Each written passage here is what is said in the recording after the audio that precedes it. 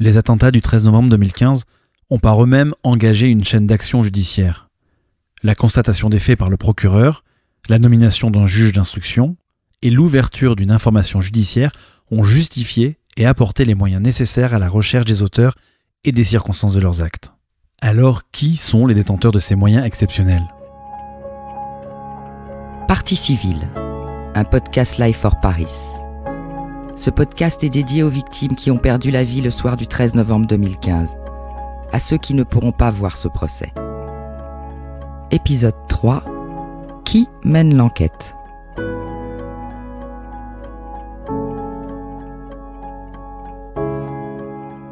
Dans cet épisode, nous allons nous intéresser à ces professionnels et leurs moyens, en commençant par le binôme de magistrats experts de l'antiterrorisme, avec à sa tête Jean-François Ricard. Jean-François Ricard qui est le premier procureur national antiterroriste et qui est secondé par une magistrate qui s'appelle Camille Hennetier, qui sera l'avocate générale à notre procès, c'est-à-dire chargée de porter l'accusation, et qui a été responsable en fait d'une grande partie de l'enquête dès le soir du 13 novembre. Si on regarde la procédure, elle était là le soir même, et c'est une des plus grandes connaisseuses en France du monde antiterroriste, de ses réseaux, de ses filières, et elle mène un travail incroyable depuis des années, relativement dans l'ombre, si vous regardez, vous trouverez pas vraiment de photos d'elle pour des raisons de sécurité, mais c'est une des grandes magistrates antiterroristes françaises. Si les magistrats de ce rang sont aussi protégés, c'est aussi parce que leurs fonctions sont très larges, intrusives et exécutoires. C'est-à-dire que lorsqu'un magistrat formule une demande, en l'ayant justifiée ou pas dans certains cas, l'appareil judiciaire l'exécute. Pour aller plus loin, nous avons demandé au commandant de police Rachida Dizi de nous expliquer l'étendue des pouvoirs du juge d'instruction. Ça va de l'audition des parties, la partie civile, les témoins assistés, à l'audition bien sûr de la personne mise en examen, bien entendu, mais également tous les autres actes matériels qui peuvent consister en des transports sur les lieux, une reconstitution par exemple d'un événement qui s'est produit, des perquisitions, des saisies. Il peut s'agir aussi des expertises. Par exemple, on peut demander à ce que l'on nous fournisse un certain nombre d'éléments concernant les opérateurs téléphoniques pour connaître s'il n'y a pas eu des appels qui ont été passés, etc. Bon, voilà. Mais également l'audition de la confrontation des parties, parce qu'il peut y avoir effectivement une confrontation des parties. Donc, on comprend bien que le juge adresse des demandes, qu'on appelle des commissions rogatoires, pour fouiller les preuves qui peuvent valider des pistes. Pour ça, le magistrat travaille en collaboration avec les enquêteurs qui le renseignent sur des éléments d'indices à approfondir. Les services de police mobilisés sur l'enquête sont nombreux, mais pour faire la différence avec les séries, et surtout des séries américaines qui faussent notre vision de l'enquête à la française, on a demandé au spécialiste des affaires non résolues, Stéphane Berthomé, de nous aider à comprendre qui est affecté à l'enquête.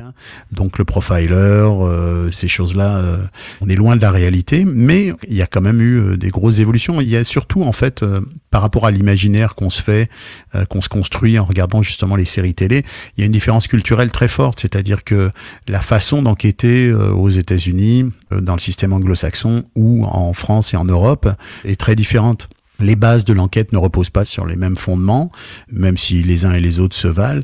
L'enquête policière française repose principalement sur les constatations de la scène de crime, évidemment les éléments médico-légaux, judiciaires, tout ce qui touche à l'analyse scientifique de la scène de crime, mais aussi à la connaissance des réseaux, à l'expérience des policiers qui participent à ces enquêtes-là, qui sont souvent des gens qui travaillent depuis des dizaines d'années, qui ont non seulement la connaissance globale de la façon d'enquêter, de la façon de mener ces dossiers-là, mais aussi qui ont une connaissance précise des différents réseaux, de leurs intervenants, de leurs participants, des liens qu'il peut y avoir entre les uns et les autres.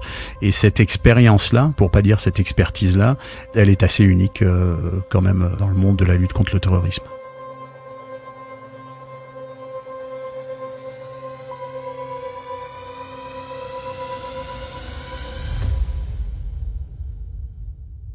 En France, c'est la scène de crime et les constatations qui y sont faites qui prévalent. Une fois cette première étape décisive effectuée, c'est la course au réseau et aux infos qui commence. Pour poursuivre les individus soupçonnés, il faut prouver par tous les moyens qu'ils sont coupables. Et pour ça, la méthode française est de mener une enquête à charge qui consiste à rassembler toutes les preuves qui portent l'accusation et à décharge pour s'assurer qu'il n'existe aucun élément qui contredit sa culpabilité. En fait, c'est un fond théorique qui est effectivement très différent entre le système anglo-saxon de la common law et le système d'enquête à l'européenne, qui est un système d'enquête qu'on appelle à charge et à décharge, c'est-à-dire que la police est censée collecter de l'information à la fois qui pourrait impliquer ou incriminer des suspects, mais qui pourrait aussi les sortir d'un mauvais pas, comme par exemple trouver un alibi ou vérifier de façon absolument complète que telle personne ne pourrait pas avoir participé au fait. Dans le système anglo-saxon, c'est un peu différent, mais en France, le système fait en sorte que c'est effectivement entre les mains de la police que repose une grande partie de la charge de la preuve. On peut très bien avoir une mise en examen sans pour autant qu'on ait validé la capacité à condamner finalement la personne. On va laisser à une cour de justice le choix final, en tout cas la décision finale, de savoir si on condamne ou pas la personne. Les éléments d'enquête et les éléments d'instruction sont distincts de la phase finale d'une éventuelle condamnation, et il appartient à chacun, aussi bien aux policiers qu'aux juges d'instruction, d'apporter des éléments en cours de route, et une fois ces éléments apportés, on passe à la phase de jugement.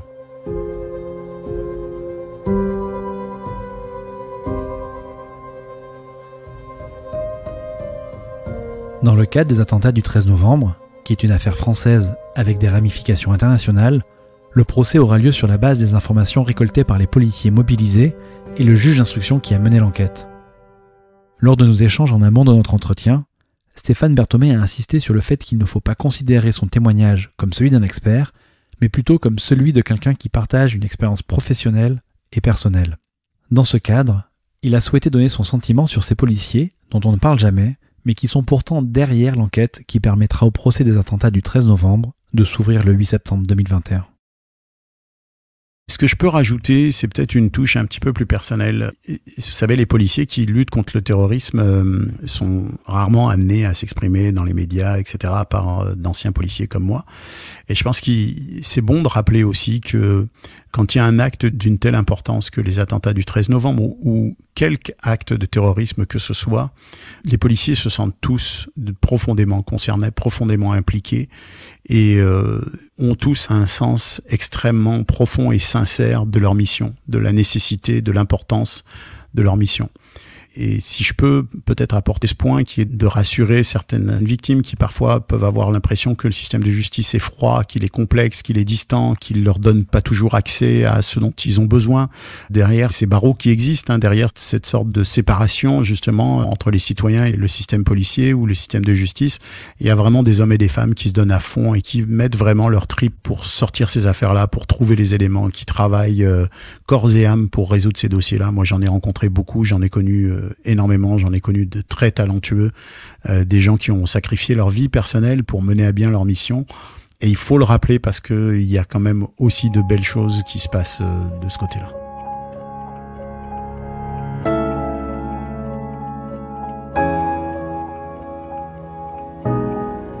Ce podcast est destiné à toutes les victimes de la nuit du 13 novembre 2015, rescapés et proches de victimes, aidants professionnels et non professionnels. Mais aussi à toutes les personnes qui se posent des questions sur le fonctionnement de la justice en France et sur la construction de la mémoire après le jugement. Partie civile, un podcast de l'association Life for Paris. Écrit et réalisé par Seb Lascou. Cet épisode a pu être réalisé grâce à la participation d'Arthur Desnouveaux, Stéphane Berthomé et Rachid Azizi. Interview menée par Cécile Bobil et Seb Lascou. Découpage des interviews, Clara Bobil. Production déléguée, Léa Bobil. Chargée de production, Cécile Bobil. Toutes les musiques viennent de la plateforme CDM Music Library.